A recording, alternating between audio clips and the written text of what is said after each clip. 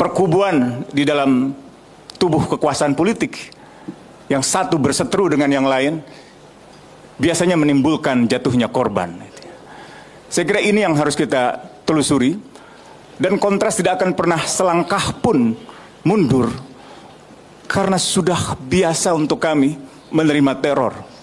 Dari tahun 98, tahun 99, 2000, hampir setiap tahun kantor kami diserang, dibom.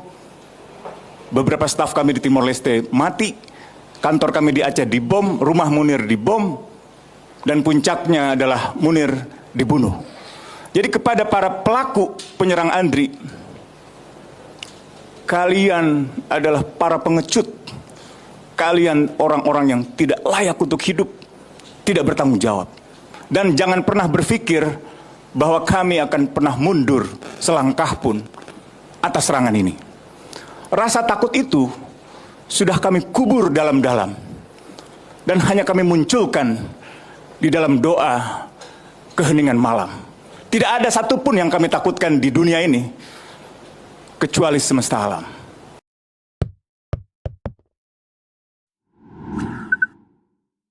Halo, assalamualaikum warahmatullahi wabarakatuh. Semoga selalu dalam keadaan sehat walafiat, tetap semangat. Kita ketemu di akhir pekan, dan ini, ini kalau dalam permainan sepak bola puasanya ada injury time, menjelang waktu-waktu akhir. Tapi situasinya sekarang justru malah mengkhawatirkan. Oke, seperti biasa kami temani Anda dalam program Off the Record, membaca berita di balik berita bersama kami. Saya Hirsuno Arif. Dan saya Gebeta, senang sekali menjumpai teman-teman semua. Tapi teman-teman, kali ini kita akan diskusi tentang sesuatu yang miris banget ya. Iya, jadi mari kita lupakan Rismond. Kalau kata netizen ini termul baru katanya begitu. Itu kita lupakan lah. Itu saya kira sekarang udah nggak penting lah Rismond itu. Nanti dia akan dijadikan sebagai agen propaganda. Dia Rismond Endgame sebenarnya sekarang udah tepatnya ya seperti Rismond Endgame. Ya, mari kita bicara yang sangat serius, karena kemarin itu rupanya ada peristiwa yang sangat mengejutkan. Ini ini makanya kemudian kalangan civil society kemudian merapatkan barisan, dan saya juga mulai banyak sekali mendapat pertanyaan dari teman-teman di luar negeri berkaitan apa sungguh yang terjadi dengan bangsa ini, kok ada peristiwa yang peristiwa siram air keras seorang aktivis dari Kontras, wakil ketua Kontras ya ini Mbak namanya Andri Yunus ya. Dan saya lihat ini novel Baswedan yang orang yang pernah mengalami hal yang sama itu. Tadi dia sudah menggelar jumpa pers juga ya Mbak Agi, dan dia melihat katanya ini sih kalau tendensinya bukan sekedar teror, tapi ini sebenarnya membunuh, karena kata dia kalau bisa kalau mengenai wajah dan kemudian berdampak pada pernafasan, orang bisa terbunuh karena itu.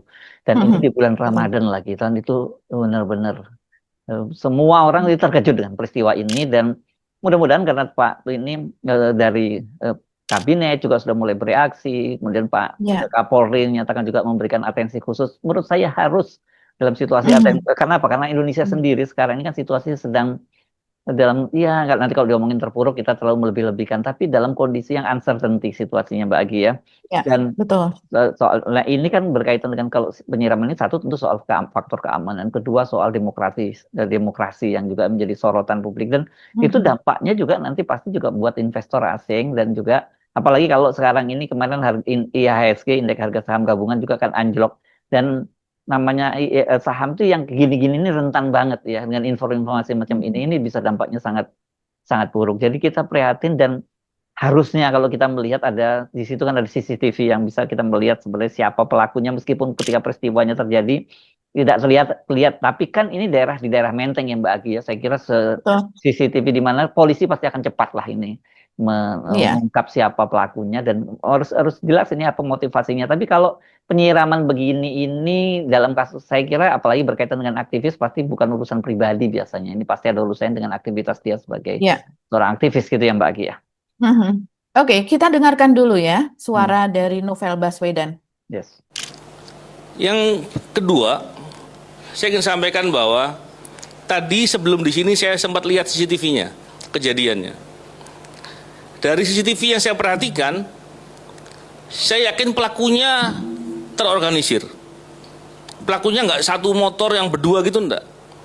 Terorganisir. Ada simbol-simbol yang dilakukan di lapangan sehingga ketika menyerang itu begitu terorganisir. Ini suatu yang direncanakan untuk menyerang. Jadi begitu jahatnya mereka ini, biadab sekali. Kalau kita lihat bagaimana pelaku ini melakukan dengan terorganisir demikian rupa, tentu ini bukan masalah pribadinya Andri Yunus, sehingga ini menjadi hal penting. Dan saya yakin, tadi saya juga dapat informasi bahwa dari Polri sudah melakukan beberapa langkah investigasi. Tentunya kita ingin apresiasi juga. Begitu juga dengan RSCM yang telah memberikan layanan yang terbaik. Tapi pengusutan ini harus dilakukan dengan menyeluruh. Semua orang yang terlibat harus diusut. Aktor intelektualnya harus disentuh, harus dijangkau dan diberikan pertanggungjawaban yang berat. Oleh karena itu, saya juga mendesak kepada Pak Presiden agar memberikan perhatian perkara-perkara ini dan memberikan dukungan kepada Polri untuk bisa mengusut dengan sungguh-sungguh agar semua pelakunya bisa diberikan hukuman yang seberat-beratnya. Ya, seperti itu teman-teman. Prihatin sekali ya. Novel Ya. Baswedan ini dulu adalah penyidik di KPK, tapi karena ada kemudian di masa Firly Bahuri itu ada untuk menyingkirkan Novel Baswedan dan kawan-kawan itu kemudian dibuat sebuah tes wawasan kebangsaan atau TWK yang kemudian tersingkirlah itu sekian puluh orang. Kemudian Presiden juga ikut menangani Jokowi ketika itu, tapi akhirnya Novel Baswedan dan kawan-kawan itu yang katanya tidak lulus TWK tersebut kemudian ditawari untuk masuk ke kepolisian sebagai pegawai negeri sipil. Yang kita tahu Novel Baswedan ini tadinya adalah seorang anggota polisi juga, begitu Iya. juga dengan Yudi Purnomo dan kawan-kawan. Akpol ya, Ada Akpol banyak. tahun berapa ya? Tahun 2000 berapa ya kalau nggak salah. Kalau Yudi Purnomo tahun 2000. Kalau saya nggak tahu itu kalau yang Novel Baswedan saya agak Iya. lupa, dan jangan lupa bahwa Novel Baswedan juga jadi korban penyiraman. Menjadi korban ketika itu, iya betul. Dan Novel ini saat ini jabatannya yang dulu anggota kepolisian, sekarang ini adalah ASN ya, jadi jabatan sipil di kepolisian, dan dia mendapatkan tugas sebagai wakil kepala Satuan Tugas Khusus atau Satgasus Optimalisasi Penerimaan Negara ya. Ini salah satu kepiawaian lah ini para penyidik itu kan untuk menyelidiki hal-hal tersebut begitu ya. Dan kalau kita melihat ya Mas Hersu, yang kita prihatinkan sebetulnya yang menjadi concern kalau seandainya ini dilihat dari dunia internasional, penyiraman ini terjadi hanya beberapa kilometer dari istana, yang dimana daerah Menteng itu kan daerah elit dan kemudian daerah yang semuanya kalau seandainya terjadi sesuatu pasti terekam oleh CCTV, baik itu CCTV di perumahan pribadi masing-masing yang kalau kita melihat hampir tidak ada rumah yang tidak ada CCTV-nya kalau di sana. Barangkali mungkin ada CCTV tapi kemudian dengan alasan bahwa sudah penuh memorinya, rekamannya atau sudah sekian lama rusak, itu bisa saja. Tapi yang kalau kita lihat itu sudah menjadi semacam kelaziman di perumahan-perumahan di Menteng begitu dan sekitarnya untuk memiliki CCTV. Kalaupun tidak, pihak Pemprov DKI pun juga memiliki CCTV di tempat-tempat yang strategis. Apalagi ini di situ ada kejadiannya ada di pertigaan atau perempatan begitu ya, pertigaan kalau tidak salah sih kalau melihat. Iya, pertigaan sih kelihatannya kalau nggak salah. Iya, sepertinya Yang di atas, pertigaan kalau dekat melihat jembatan itu ya Mbak ya. rekamannya. Betul, betul Mas Hersu. Dan ini coba kita melihat ya Mas Hersu, ini sudah ada konferensi pers dari Kontras, teman-teman YLBHI, LBH apa dan sebagainya begitu ya. Nah, kita coba kalau melihat kronologis, ini yang sudah disiarkan secara resmi oleh Kontras. Jadi Kontras mengeluarkan media statement atau semacam press release, dan di situ juga terkandung berbagai macam fakta dan data. Teman-teman bisa melihatnya sendiri di akun Kontras ya, dan disiarkan ulang gitu oleh berbagai para aktivis dan LSM gitu yang terkait.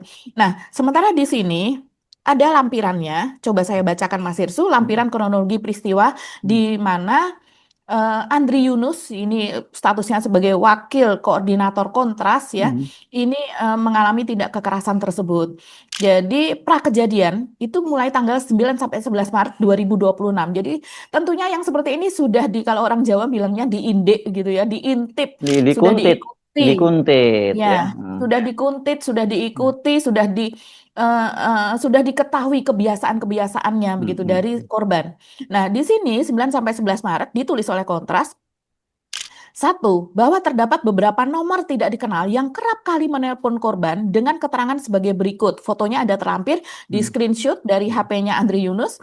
Dan kemudian Senin misalnya 9 Maret itu ada nomor tertentu, 9 Maret lagi ada nomor tertentu lagi. Kemudian Kamis 12 Maret langsung lompat ya ke hari Kamis di mana kejadian peristiwa itu terjadi. Itu ada satu nomor yang di sini tidak diketahui dari mana tapi tidak dikenal. Dan kemudian ada lagi satu nomor itu diduga spam, penipuan M-banking. Ini kita juga sering menerima hal ini. Kemudian pada Kamis juga hari itu ada satu nomor dengan nomor belakang 2476 itu diduga atas nama Megi. Ini juga penipuan. Kemudian juga ada dengan nomor belakang 6702 itu diduga debt collector pinjol. Nah, ini saya pun juga tidak hanya Andri Yunus, mungkin teman-teman saya juga sering menerima. Kita tidak meminjam atau kita bukan pelaku pinjol, tapi kita mungkin nama kita dicantumkan sebagai penjamin atau sebagai saudara atau sebagai apa yang belum tentu kita pun mengenal orang yang menjaminkan atau memberikan nama kita itu.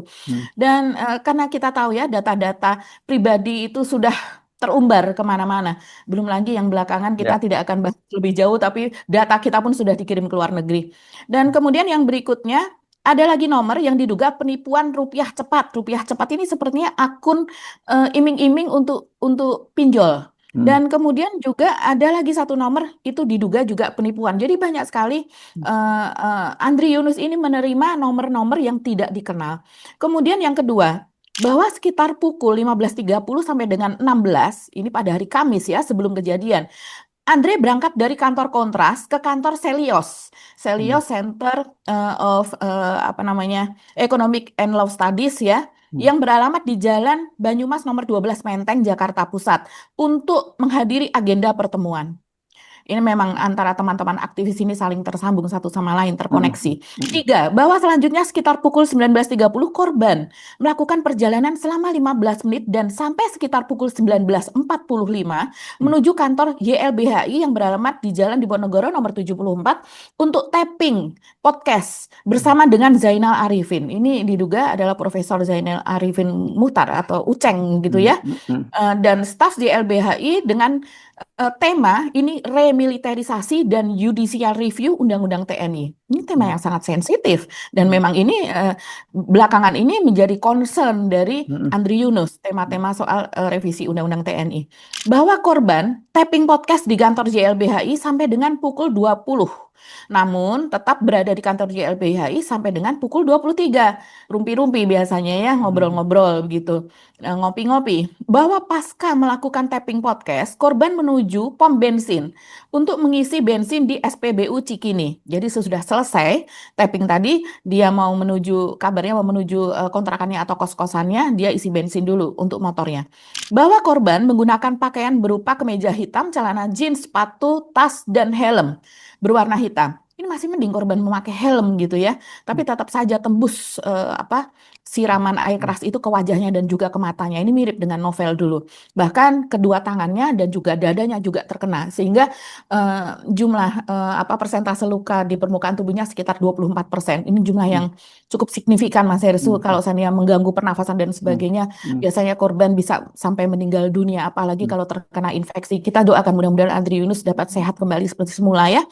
Kemudian saat kejadian 12 Maret 2026, ada lagi catatan bahwa pasca mengisi bensin, korban kembali menuju Jalan Talang. Bahwa pukul 23.37. Jalan Talang ini masih juga sekitar Menteng ini ya, dekat Jalan Borobudur ya, nggak jauh juga gitu ya.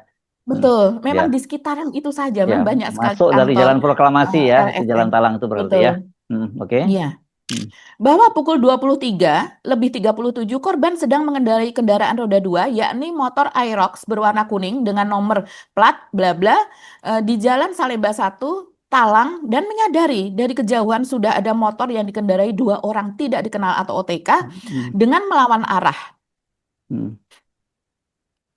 Dengan melawan arah Jalan Talang atau seperti kata Mas Hersu jembatan Talang yang mengendarai kendaraan roda 2 si pelakunya, yakni diduga motor Matic Honda Beat keluaran tahun 2016 sampai dengan 2021. Atau Honda Vario model lama dengan ciri-ciri sebagai berikut: warna utama berwarna hitam, panel samping berwarna putih segitiga di sisi bagian belakang, lampu belakang berwarna merah terang, nomor plat belum dapat diidentifikasi. Bahwa pukul 23.37 OTK tersebut langsung melakukan tindakan penyiraman air keras tepat di rumble strip atau garis putih dengan titik koordinat sekian-sekian. Ini maksudnya rumble strip ini ada foto-fotonya di sini. Ini Mas editor bisa memperlihatkan foto-foto di sini yang kemudian dilihat Pak kalau pada siang hari seperti ini Mas Hersu. Dan bahwa air keras tersebut mengenai tubuh dengan bagian kanan korban khususnya mata, wajah, dada, dan tangan sehingga korban berteriak hingga berhenti dan menjauhkan motornya. Miris sekali mendengar teriakannya karena teriakan itu terekam oleh CCTV. Bahwa berdasarkan cerita penuturan korban, korban terus berteriak minta tolong dengan berkata panas, panas. Dan membuka bajunya, dilanjutkan dengan berteriak air keras, sehingga warga serta pengendara sekitar berkumpul dan mengelilinginya. Bahwa ketika korban berteriak meminta tolong, terdapat seorang warga yang langsung menyebut, ini dari Kontras ya, ini dari LBH ya, dengan ciri-ciri fisik kepala sedikit pelontos. Bahwa baju korban meleleh pasca terkena air keras. Bahwa korban berupaya untuk mengambil motor dan tas serta meninggalkan bajunya di lokasi. Bahwa pelaku kemudian melesat cepat ke arah Jalan Salemba 1 ke arah Jalan Salemba Raya. Bahwa pelaku diduga menjatuhkan gelas dengan bahan stainless steel saat berupaya melarikan diri. Rupanya mungkin itu yang menjadi tempat dari air keras tersebut.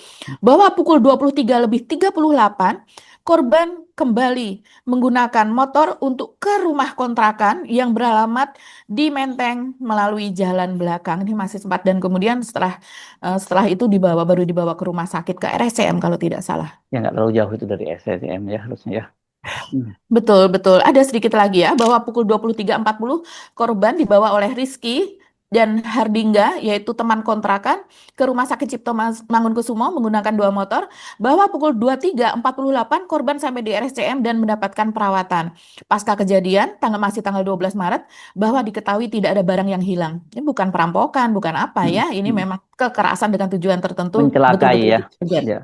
Betul. Bahwa ditemukan beberapa titik CCTV di sepanjang Jalan Salemba 1 yang kemungkinan merekam kejadian, yakni CCTV di BPK Penabur. Oke, ini sekolah sekolah elit yang kita berharap bahwa CCTV-nya clear begitu ya dan tidak ada kerusakan. Kemudian 2 CCTV di Pusdiklat.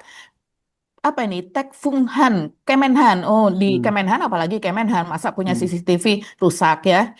2 CCTV di perempatan Jalan Talang. Kita berharap semua CCTV ini semuanya clear dan dapat menjadi barang bukti untuk penyelidikan lebih lanjut oleh kepolisian. Bahwa korban saat ini sedang ditangani oleh 6 orang dokter dengan spesialisasi berbeda-beda yaitu mata, THT, saraf, tulang, toraks, organ dalam dan kulit. Udah luar biasa ya. Memang ini kerusakannya dasarkan kita pernah tahu dampaknya seperti apa yang terjadi pada Novel Baswedan ya, ketika dia juga disiram waktu itu dan akhirnya matanya kan buta ya, satu itu ya. Tidak bisa berfungsi normal lagi. Iya, ya. Ya. Oke, mudah-mudahan ini tentu saja kita tentu nggak bisa berharap dia terlalu sehat banget, tapi bisa diminimalisir lah.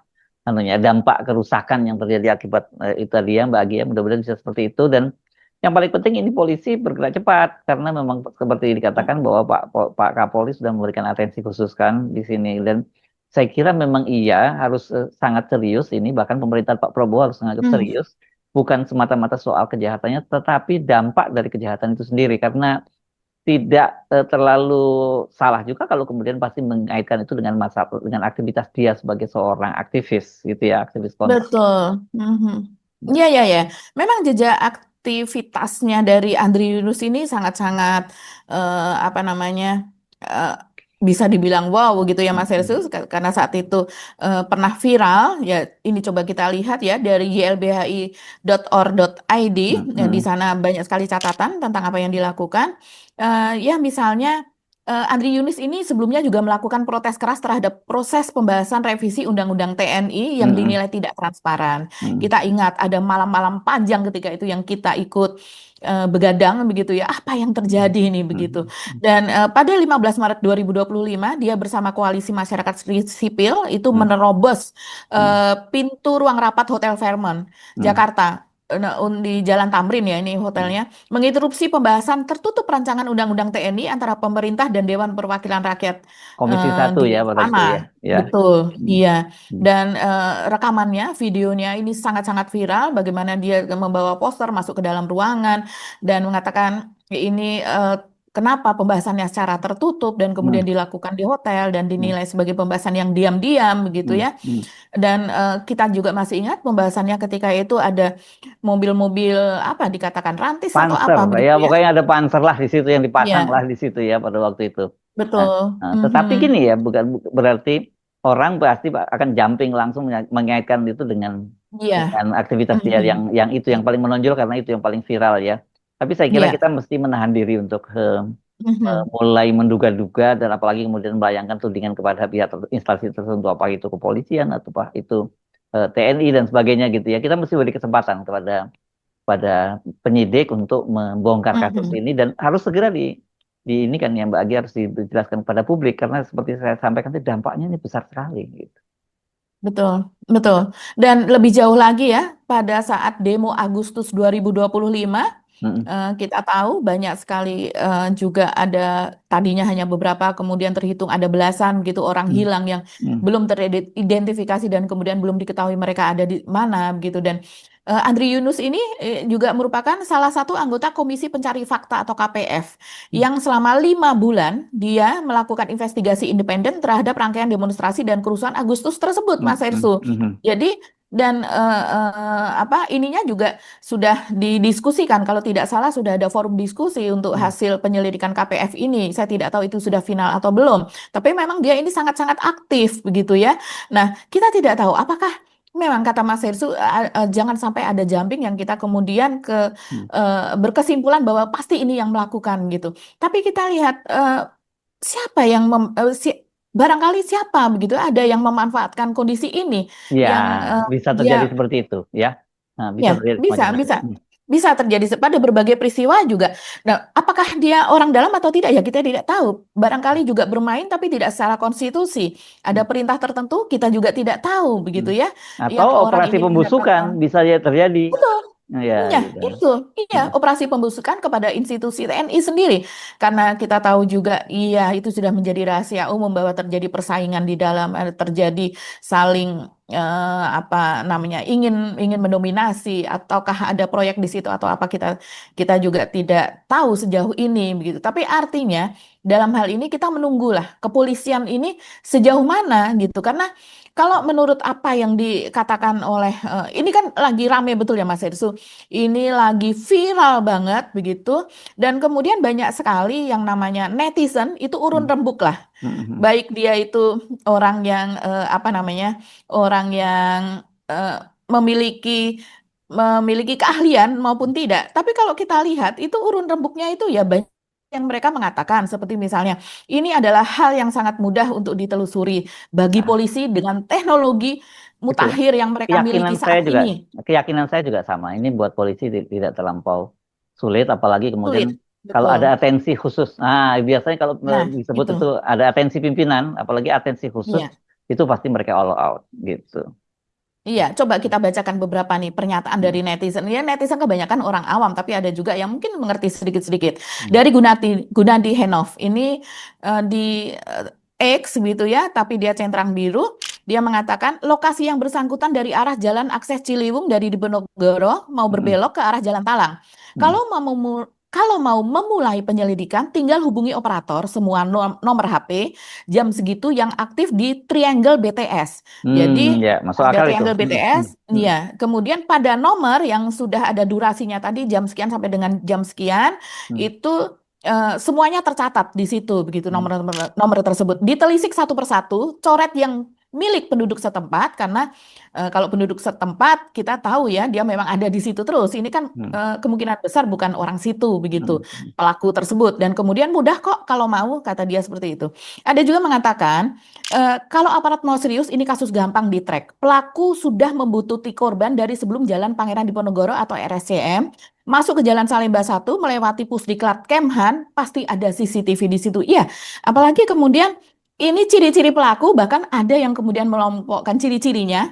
Ini dari netizen, dia mengatakan ciri-ciri pelaku. Pelaku pertama, pengendara, laki-laki, pakaian kaos berwarna kombinasi putih biru, celana gelap, diduga jeans, helm berwarna hitam. Kemudian pelaku kedua, yaitu pembonceng atau penumpangnya, laki-laki menggunakan penutup wajah atau masker atau buff berwarna hitam yang menutupi setengah wajah, kaos berwarna biru tua, celana panjang berwarna biru yang dapat menjadi pendek dan diduga yang dilipat menjadi pendek dan diduga berbahan jeans. Dengan ciri-ciri itu, maka akan lebih mudah dari CCTV satu ke CCTV berikutnya karena sangat jelas pakaiannya, sepatunya, kendaraannya, jenisnya apa dan sebagainya. Nah, ada juga yang berpendapat seperti ini. 100% kagak bakal ketangkep. Ini udah pesimis duluan. Orderan gede begini, kalau yang main bukan golongan mereka, ya siapa lagi? Ini secara nggak langsung lagi ngejek masyarakat. Bobrok di depan mata, tapi tetap bebas ngapain aja. Toh di mata mereka rakyat cuma sebatas berisik tanpa aksi. Banyak masyarakat juga yang berpendapat seperti ini, tapi mari kita optimis. Jangan kalau kita sudah berpendapat seperti itu, artinya ya sudah, biarkan saja begitu. Kan tidak boleh seperti itu. Ya. Ada juga Mas Ersu ini, orang mengatakan ini. Saya pernah punya klien waktu itu buat survei tower di sebuah daerah perbatasan. Dari ceritanya dia ngaku punya alat buat ngelacak nomor HP yang berada di jangkauan BTS. Daerah sana rawan penyelundupan narkoba. Saya ya dan sebagainya. Ya, teknologi itu macam-macam dan polisi pasti memiliki teknologi itu. Yes. Ya, saya kira ini mudah-mudahan aja segera terungkap karena seperti saya katakan tadi situasi kita sedang uncertainty kan.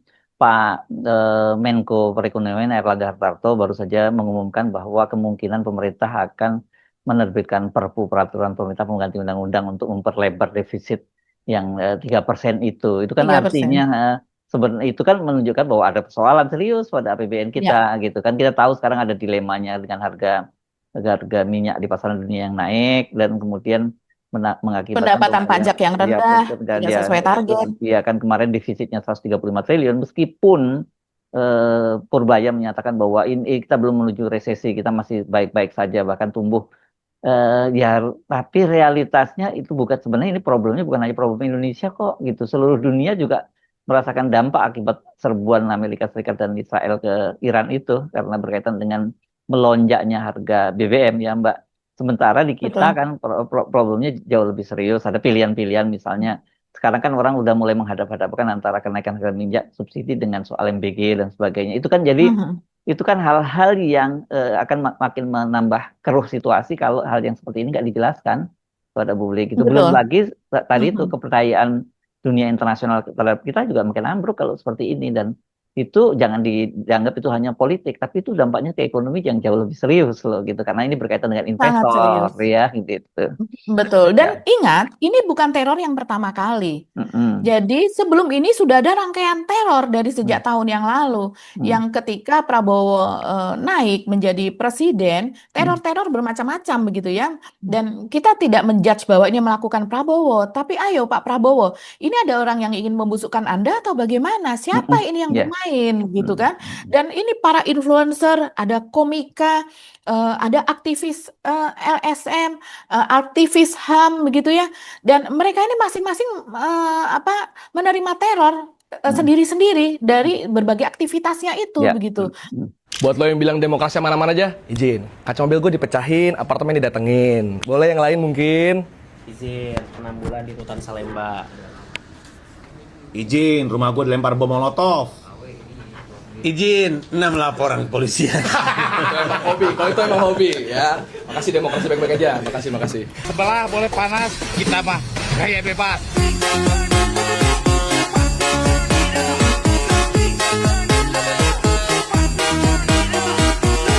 Ya. Kita berharap supaya ini nggak berlanjutlah teror semacam ini, karena akan menjelekkan nama Indonesia. Ya. Oke Mbak Agi, saya kira mungkin kita jangan terlalu menganalisis terlalu jauh, kita hanya bicara fakta-fakta itu saja ya Mbak Agi ya, kita tunggu saja ya. Ini yang jelas sekarang saya tahu bahwa koalisi masyarakat sipil itu melakukan konsolidasi dan ini karena memang betul, ini mereka bersatu saat ini. Ya, ini ancaman yang sangat serius dan gitu dan bisa terjadi pada siapa saja. Yes, oke. Kita ketemu lagi dalam episode berikutnya. Kami mohon pamit. Saya Hersuno Arif. Dan saya Gebeta, terima kasih atas perhatian teman-teman. Tetap waspada, tetap semangat. Wassalamualaikum warahmatullahi wabarakatuh. Salam akal sehat.